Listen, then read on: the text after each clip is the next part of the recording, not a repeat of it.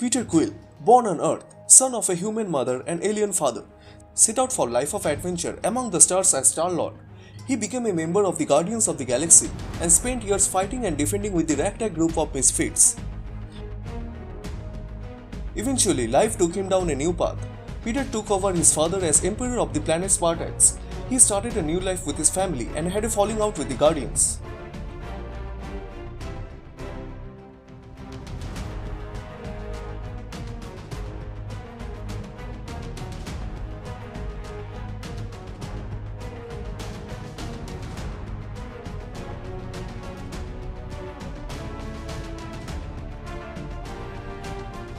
When Peter's strategic miscalculation left his planet undefended, the Universal Church of Truth, serving as the heralds of Galactus, destroyed Spartax. Due to that incident, Peter blamed himself and spent years in self-imposed exile.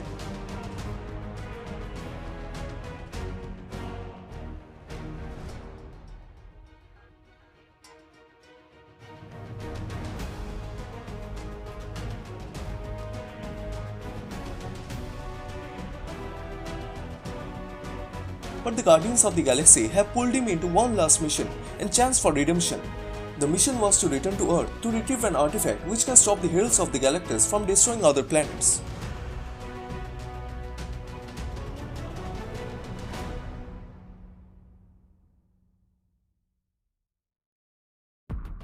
But the Earth had been decimated by supervillains in his absence. Eventually he realized the Guardians were a manifestation of his own guilt and they too were dead.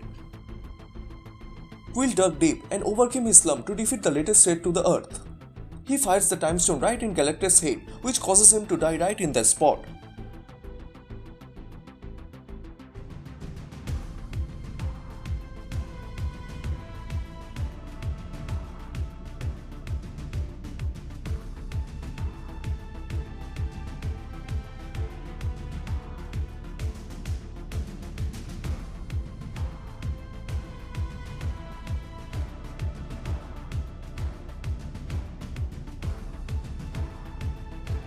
But Quill still has some unfinished business on the planet he once called home. Welcome to ComicsTube YouTube channel. In today's video, we'll review the one-shot series of Wastelander Star-Lord. So if you are new here, a sub to this channel would be highly appreciated, and also turn on all the notifications to never miss any future uploads. Please like, comment and share. All the text and images are owned by its respected company.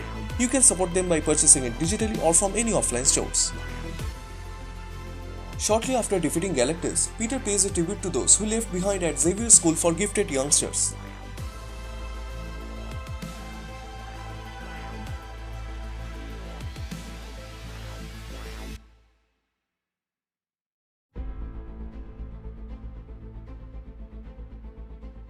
There he is greeted by someone who looks like Kitty Pryde, who was once in a romantic relationship with Peter.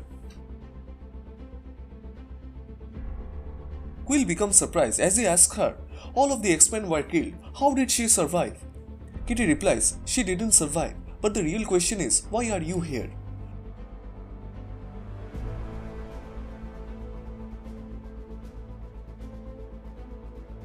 Before Quill can tell her anything, she phases through the ground. Then he sees a secret door opens from the bookshelf and he chases her through the basement of the mansion.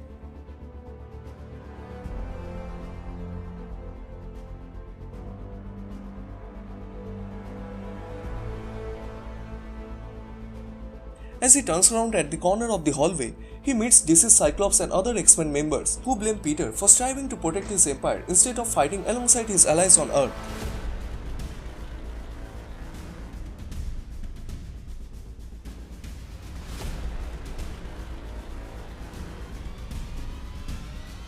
It turns out that these are manifestations of guilt born of his mind.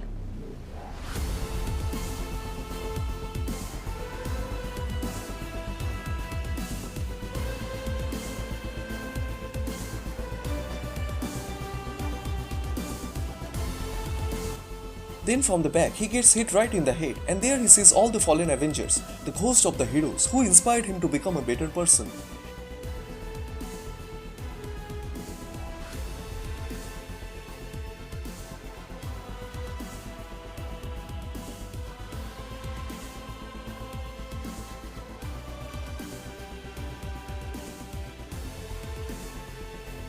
He yells at them. His family deserved an emperor who would risk everything to save them.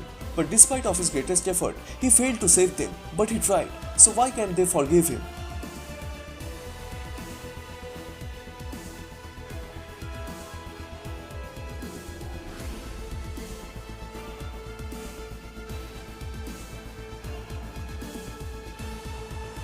As Peter enters into the Cerebro, Kitty asks him why should they forgive him. Peter says he don't know what is going on here. He has spent a lot of time lately talking to people who aren't exactly real, but he is really sorry that he was not here to save her or at least die by her side. But right at that time, Kitty goes into the air and tells him that his apologizes are not enough. Did he think he had be forgiven? He is no hero. A hero would have died while protecting the others. And right in front of Peter's eyes, Kitty transforms into a gigantic monster.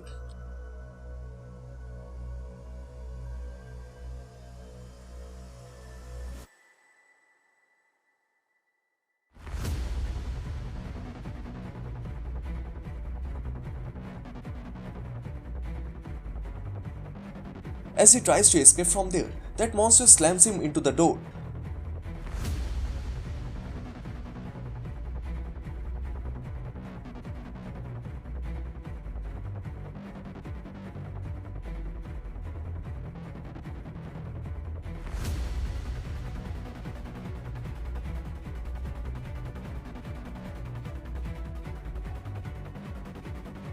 The monster tries to manipulate his mind by showing him his past with his friends and family who died because of his wrong decisions.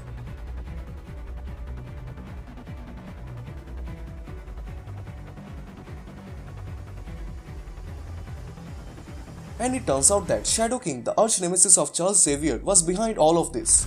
He thought he could feed upon a new host, but as all the supervillains kill those heroes, there is no one left to devour. And then Peter shows up.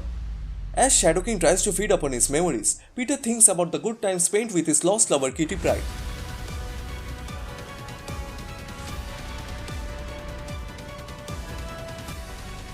Peter quickly comes back to his senses and tells him that he has got it all wrong. Kitty never thought he was perfect, but despite of his failures, she also knew that he had sacrifices everything to fix things right again. And he fires at Cerebro to permanently shut him down. As the machine gets destroyed, Shadow King's astral form burns into the air.